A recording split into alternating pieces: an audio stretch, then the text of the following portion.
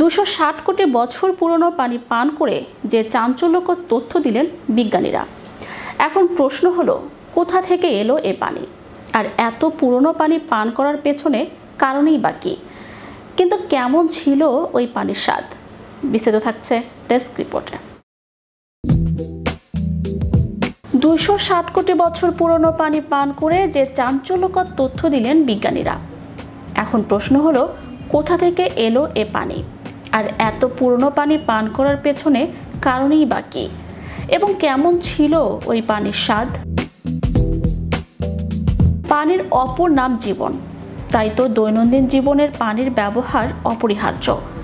পানি ব্যবহারে সবচেয়ে সতর্ক থাকতে হয়, ফুটিয়ে বা ফিল্টার করে তা পান করা হয়। কয়েকদিনের জমাট থাকা পানি কেউ পান করতে চায় না, তবে অবাক করার কাণ্ড ঘটিয়েছেন এক বিজ্ঞানী।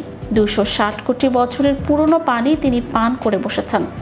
তার এমন কাণ্ড করতে দেখে অবাক সবাই।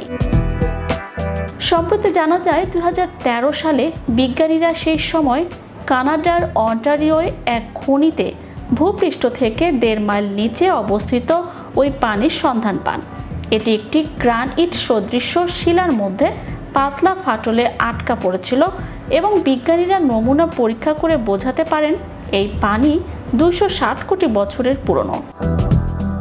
তারপরই সবাইকে অবাক করে গবেষক দলের প্রধান অধ্যাপক বারবারা শেরউড লোলার প্রাগৈতিহাসিক পৃথিবীর চিহ্ন ওই পানি পান করে বসেন, যা দেখে তাক লেগে যায় আশপাশের সবাই।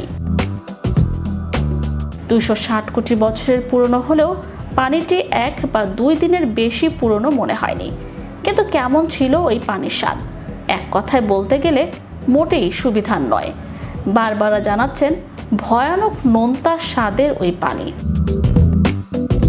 খেতে খানিক ম্যাপল সিরাপের মতো ছিল। পানিতে এমনিতে কোনো রং ছিল না, তা বর্ণহীনই ছিল, কিন্তু বাইরে আনতেই অক্সিজেনের সংস্পর্শে বিক্রিয়া করে পানি হয়ে যায় কমলা রঙের, কারণ এতে খনিজ পদার্থ থাকে।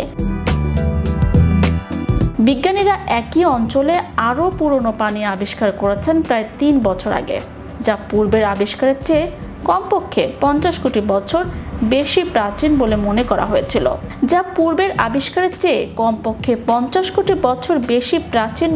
করা হয়েছিল। Channel Europe news desk.